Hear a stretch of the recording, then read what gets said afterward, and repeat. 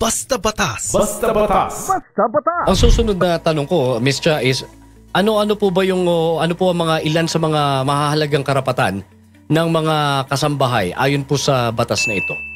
Okay, magandang tanong yan, Sir Rico dyan, and sana yung mga kasambahay na nakikinig ngayon ay talagang makinig, no, sa ating mga sasabihin.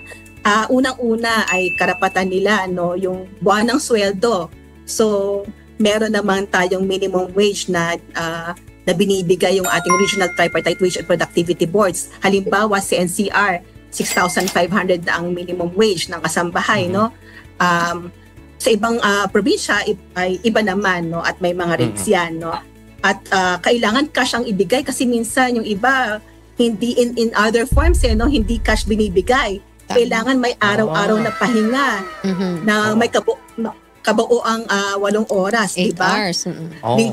Dapat may day off, no, once a week, no, na 24 hours. Basta Batas. Basta Batas. Basta Batas.